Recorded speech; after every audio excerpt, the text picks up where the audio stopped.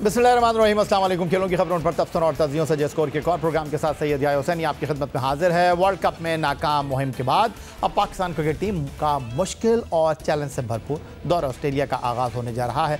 पाकिस्तान के test squad की क़यादत शान मसूद के कंधों पर है। शान मसूद ने 14 अक्टूबर 2013 को जनूबी अफ्रीका के खिलाफ Sheikh Zayed cricket stadium Abu Dhabi में टेस्ट डेब्यू किया, लेकिन ओपनिंग बैटर पाकिस्तान टीम में इन और आउट होते रहे। कोविड-19 के दौरान दौरा इंग्लैंड 2020 में शान मसूद 24 साल बाद सेंचुरी स्कोर करने वाले पहले ओपनिंग बैट्समैन बने।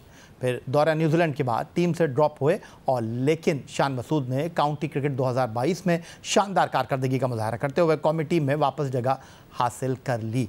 बाएं हाथ के बैटर शान मसूद पाकिस्तान के लिए 30 टेस्ट में 28.51 की औसत से 4 सेंचुरियों और 7 निफ सेंचुरियों की मदद से 1597 रन बना चुके हैं, जिसमें उनका बेहतरीन स्कोर 156 रन रहा है। शान मसूद 9 वनडे इंटरनेशनल और 19 T20 बैनुल-अक़वामी मुकाबलों में टीम पाकिस्तान की नुमाइंदगी कर चुके हैं।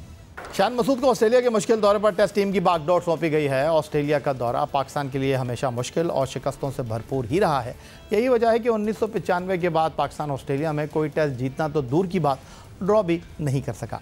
लेकिन वर्ल्ड कप में बदतरीन कारकर्दगी के बाद जब बाबर आजम ने कप्तानी से इस्तीफ़ा दिया तो उस वक्त टेस्ट टीम के लिए शान मसूद को चुना गया। शान मसूद काउंटी चैंपियनशिप में यॉर्कशायर की क़यादत की जिम्मेदारी अदा कर चुके हैं, लेकिन दिलचस्प अमर यह है कि पाकिस्तान टेस्ट टीम की क़यादत करने वाले शान मसूद को पाकिस्तान क्रिकेट बोर्ड ने सेंट्रल कॉन्ट्रैक्ट की D कैटेगरी में रखा हुआ है। पाकिस्तान टीम का कप्तान किसी भी मुल्क का फ़ख्र होता है और वो हर प्लेटफॉर्म पर न सिर्फ अपनी टीम बल्कि मुल्क का सफ़ीर भी होता है, लेकिन पाकिस्तान क्रिकेट बोर्ड ने शान मसूद को कप्तान बनाने से पहले इस अमर पर गौर ही नहीं किया कि पाकिस्तान की टेस्ट टीम में क़यादत करने वाले शान मसूद D कैटेगरी में मौजूद हैं और इस बारे में पाकिस्तान क्रिकेट बोर्ड गौर व फिक्र भी नहीं कर रहा।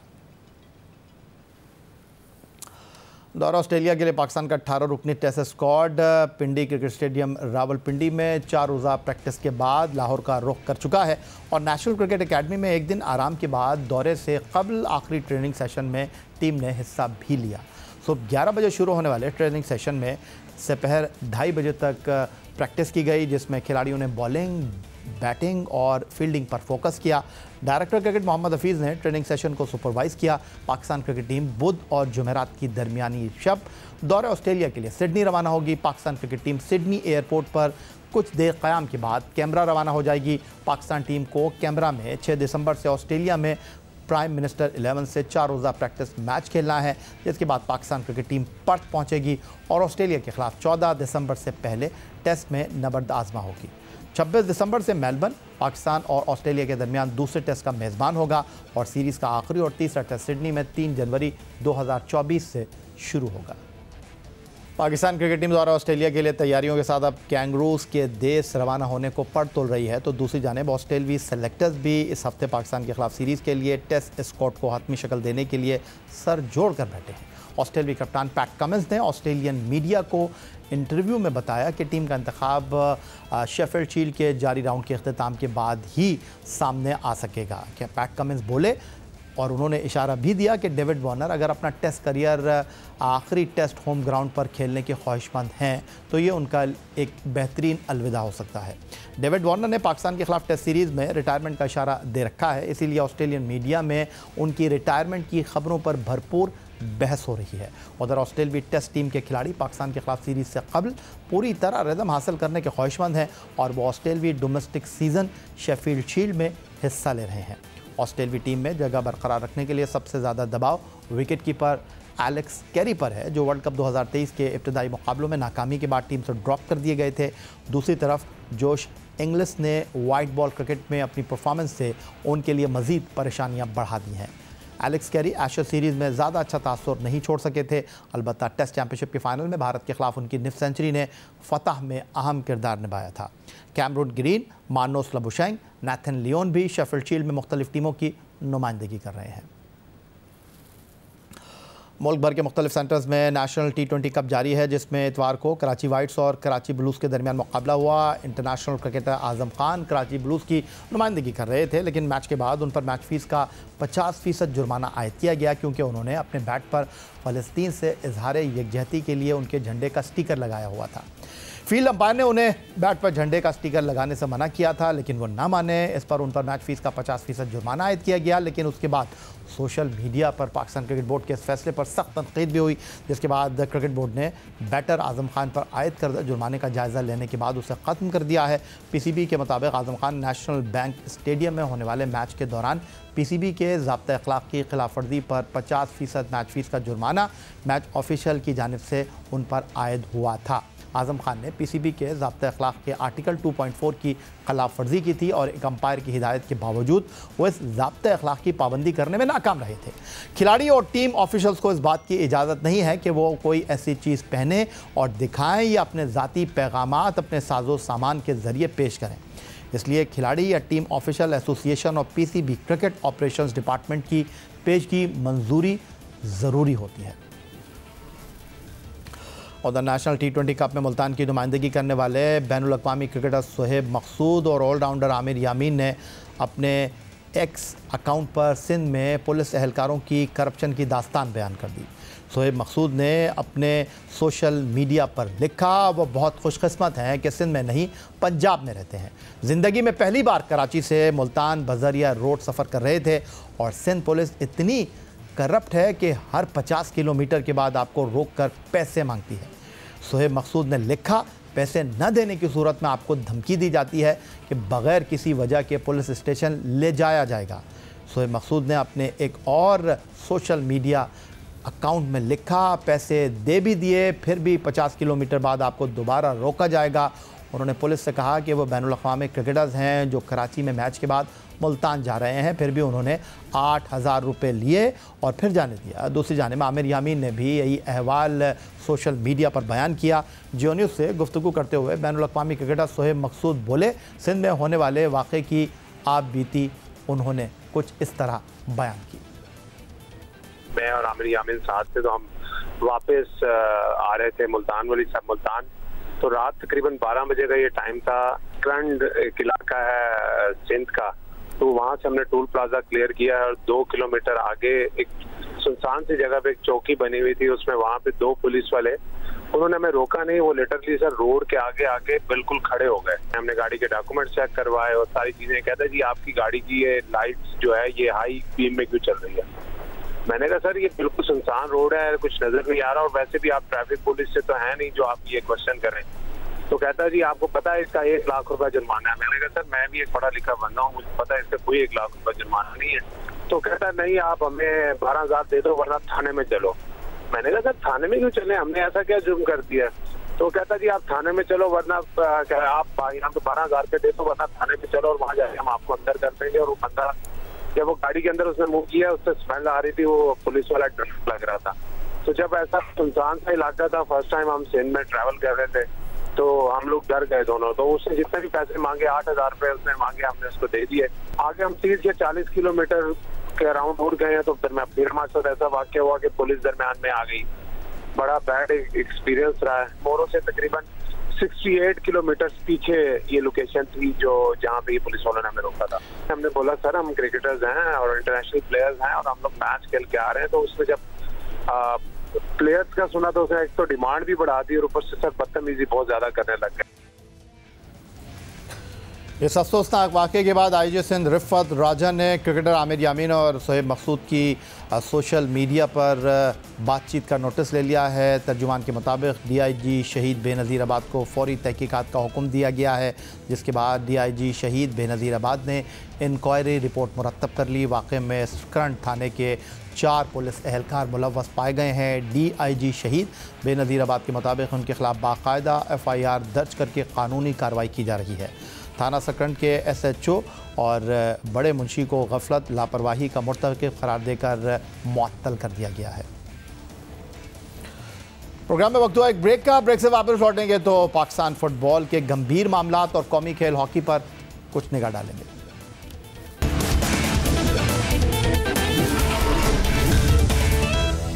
हॉकी पाकिस्तान का कौमी खेल, लेकिन पाकिस्तान हॉकी एक बार फिर मुश्किल सूरत हाल से दो चार है। एक बार फिर पाकिस्तान हॉकी फेडरेशन में तब्दीलियों की हवा और कुछ नए ओहदेदार सामने आए हैं जो माजी में भी काम कर चुके हैं। और पाकिस्तान हॉकी फेडरेशन के सरबरा ब्रिगेडियर रिटायर्ड खालिद सज्जाद खोकर ने पाकिस्तान के साबिक कप्तान ओलंपियन आसिफ बाजवा को कौमी सिलेक्शन कमेटी का सरबरा बनाया, तो साबिक कप्तान ओलंपियन शहबाज सीनियर को पाकिस्तान हॉकी टीम का मैनेजर मुकर्रर किया है। इस वक्त नेशनल हॉकी स्टेडियम लाहौर से हमारे साथ मौजूद हैं पाकिस्तान हॉकी फेडरेशन की सिलेक्शन कमेटी के सरबरा साबिक सेक्रेटरी ओलंपियन आसिफ बाजवा। खुशामदीद कहूँगा आपको। आसिफ बाजवा साहब, सीधा सवाल आपसे मैं ये करना चाहूँगा, माजी में आप पाकिस्तान हॉकी फेडरेशन के सेक्रेटरी की हैसियत से काम करते रहे हैं और ओलंपियंस हॉकी फेडरेशन पर तनकीद करते रहे हैं, लेकिन इस बार एक अच्छी चीज़ है, आप शहबाज सीनियर, ओलंपियन राना मुजाहिद और बाकी ओलंपियंस किसी न किसी रोल में सामने आए हैं। इसका वाज़ेह मतलब यह है कि ओलंपियन पाकिस्तान हॉकी की बेहतरी के लिए एक प्लेटफॉर्म पर जमा हुए हैं। तो अब हम क्या उम्मीद रखें? देखिए, ये कौमी खेल जो है इसकी बड़ी कंट्रीब्यूशन है इस मुल्क के लिए और बहुत फतूहात हैं कौमी खेल की। और अनफॉर्चुनेटली हमेशा ये होता है कि जब भी कोई हेल्म ऑफ अफेयर में आता है, जब भी कोई PHF में आता है, तो दूसरे लोग उसकी मुखालफत शुरू कर देते हैं। तो ये बड़ा अच्छी बात है, जैसे आपने भी अपने इंट्रो में कहा कि अब तमाम ओलंपियंस जो है वो इकट्ठे हो गए हैं और उन्होंने मिलजुल के काम करने का तहिया किया और इंशाल्लाह ताला इससे पाकिस्तान हॉकी में काफ़ी बेहतरी आएगी। मैं ये समझता हूँ कि पाकिस्तान हॉकी जो है वो अब सही ट्रैक में जाने का टाइम आ गया है इसका। ओलंपियन आसिफ बाजवा साहब, पाकिस्तान हॉकी में आप उन चंद शख्सियात में शामिल हैं जिन्होंने ना सिर्फ पाकिस्तान हॉकी टीम की कप्तानी की है, पाकिस्तान के लिए खेले हैं, बल्कि step by step Pakistan hockey federation में ओहदे लिए हैं। पाकिस्तान हॉकी टीम के हेड कोच भी आप रहे हैं, मैनेजर भी रहे हैं, सेक्रेटरी भी रहे हैं। अब ये तजुर्बा आपके लिए कैसा है कि आप बतौर चीफ सिलेक्टर काम कर रहे हैं? देखिए, ये बहुत अहम जिम्मेदारी है क्योंकि पाकिस्तान में हॉकी तो खेली जा रही है और टैलेंटेड प्लेयर भी बहुत है, लेकिन इनको ग्रूम करने के लिए, इनको सिलेक्ट करने के लिए आपको ऐसे लोगों की ज़रूरत होती है जो लोगों को उनके घरों से निकाल के लेके आएँ। तो हमारी कोशिश ये है कि इंशाल्लाह ताला बेहतरीन टैलेंट अपने कोचेज़ को हम दें और एक ऐसा पूल ऑफ प्लेयर बनाएं जो आने वाले 10 सालों में पाकिस्तान के लिए अच्छी हॉकी खेलें और पाकिस्तान को फतूहात दे सकें। और हमारी कोशिश है कि हम मेरिट को जो है वो बुनियाद बना के लड़कों की सिलेक्शन करें और इंशाल्लाह ताला आपको बड़ी जल्दी आवाज़ें आना शुरू होंगी कि आसिफ बाजवा साहब जो हैं वो बड़े सख्त चीफ सेलेक्टर साबित हुए हैं जो किसी की नहीं सुनते ये। क्योंकि पाकिस्तान में ये कहते तो सभी हैं कि पाकिस्तान हॉकी जो है वो मेरिट ना होने की वजह से तबाह हो रही है, लेकिन इसके साथ साथ आपके हाई अप्स, बड़े बड़े लोग, बड़े बड़े मिनिस्टर्स जो हैं वो आपको फ़ोन कॉल करके कहते हैं जी फलाने लड़के को रख लें। तो मेरी मौजूदगी में मैं आपको एश्योरिटी देता हूँ कि this is not going to happen. Merit पे टीमें बना करेंगी, मेरिट पे कैंप लगा करेंगे और अगर कहीं से कोई लड़का रह भी जाएगा तो अगर वो कैंप अनाउंस हो जाता है तो हमें अगर ये पता चले कि किसी लड़के के साथ ज्यादती हुई है तो हम उसको भी कॉल कर सकते हैं। बहुत शुक्रिया। Olympian Asif Bajwa secretary Pakistan hockey federation के साबिक रहे हैं और अब पाकिस्तान हॉकी फेडरेशन की सिलेक्शन कमेटी के सरबरा की हैसियत से ज़िम्मेदारियां अदा कर रहे हैं और पाकिस्तान हॉकी के मुस्तकबिल के मंसूबों के हवाले से बतौर चीफ सेलेक्टर क्या करने के ख्वाहिशमंद हैं वो हमारे साथ शेयर कर रहे थे। हाल ही में पाकिस्तान फुटबॉल टीम ने तारीख में पहली मरतबा फुटबॉल वर्ल्ड कप के क्वालिफाइंग राउंड के दूसरे मरहले के लिए क्वालिफाई किया। मगर दूसरी जानिब फीफा की जानिब से पाकिस्तान में फुटबॉल के खेल के मामला देखने के लिए हारून मलिक की सरबराही में काम करने वाली नॉर्मलाइजेशन कमेटी शदीद तनकीद की जद में है। पहले साफ फुटबॉल क्लब चैंपियनशिप के लिए भारत, बांग्लादेश, मालदीव, नेपाल, श्रीलंका और पाकिस्तान के क्लब टीमों ने हिस्सा लेना है, लेकिन पाकिस्तान में मौजूदा नॉर्मलाइजेशन कमेटी के क़याम के बाद प्रीमियर फुटबॉल लीग नहीं हुई। लेकिन नॉर्मलाइजेशन कमेटी ने बगैर किसी इवेंट के बलोच क्लब नौशकी, मुस्लिम क्लब चमन और अफगान क्लब को इवेंट के लिए शॉर्टलिस्ट कर लिया है, जिसके बाद डिपार्टमेंट की टीमों ने इस पर शदीद रद्दमल का मुजाहरा करते हुए एहतजाज किया है और वो साफ क्लब चैम्पियनशिप में नज़रअंदाज करने पर नॉर्मलाइजेशन कमेटी को शदीद तनकीद का निशाना बना रहे हैं। इस तमाम सूरत हाल पर गुफ्तगू करने के लिए स्टूडियो में हमारे साथ मौजूद हैं पाकिस्तान की जूनियर फुटबॉल टीम के साबिक coach, qualified coach Nasir Ismail. खुशामदीद कहेंगे आपको। और टेलीफोन लाइन पर हमें ज्वाइन कर रहे हैं पाकिस्तान फुटबॉल का एक बड़ा नाम, पाकिस्तान फुटबॉल टीम के साबिक कोच मैनेजर तारिक लुत्फ़ी साहब।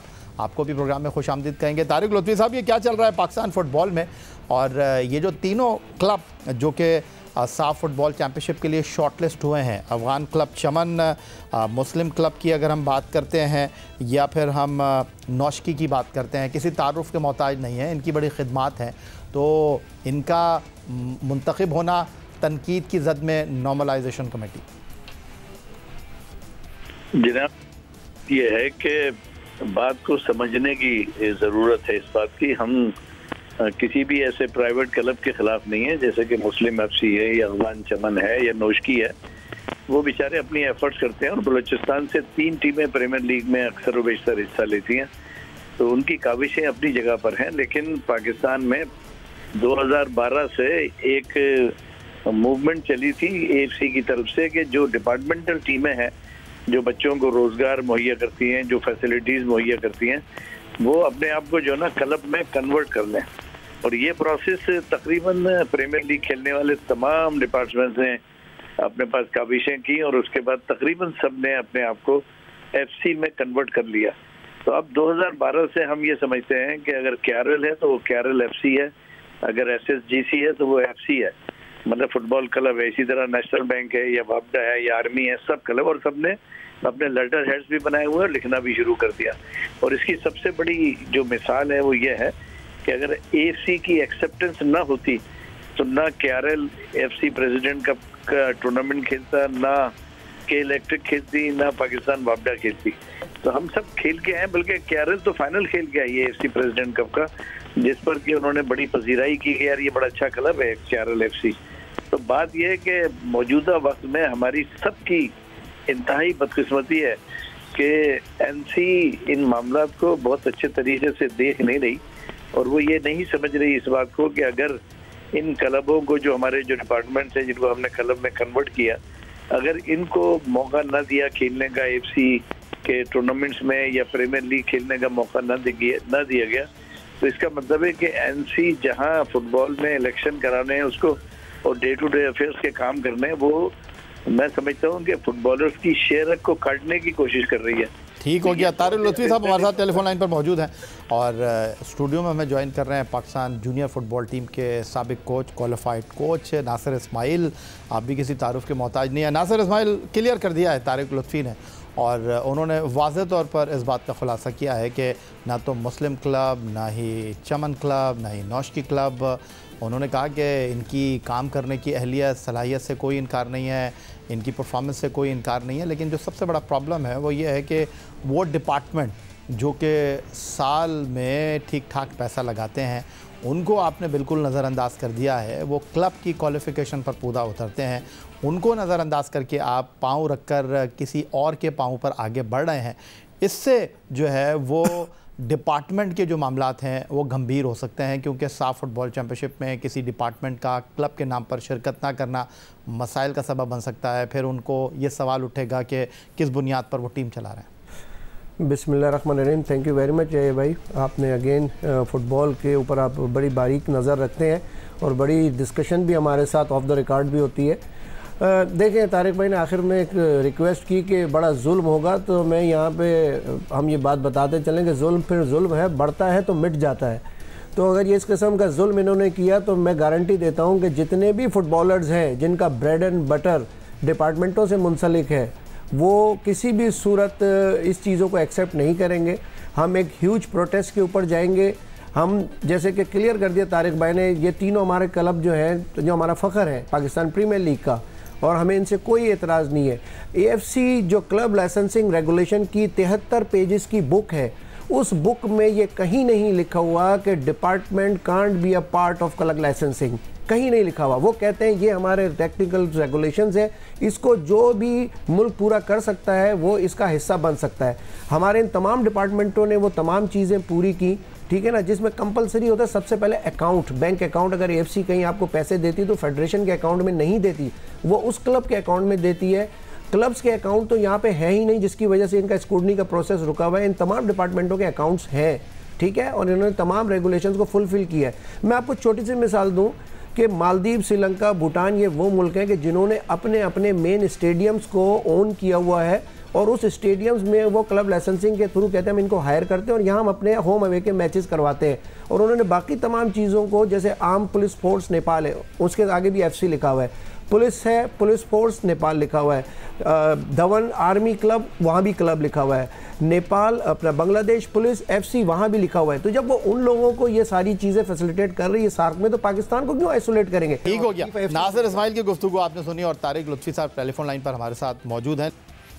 यही था जनाब आज का हमारा प्रोग्राम। ट्विटर पर आप हमें फॉलो कर सकते हैं, आप हमें ईमेल कर सकते हैं, अपनी राय से आगाह कर सकते हैं score@geo.tv पर। इस दुआ इस उम्मीद इस तवक्को के साथ कि पाकिस्तान में खेल और खिलाड़ी तरक्की करते रहे। सैयद यासनी को स्कोर की पूरी टीम के साथ अगले प्रोग्राम तक के लिए इजाज़त दीजिए। अल्लाह हाफ़िज़।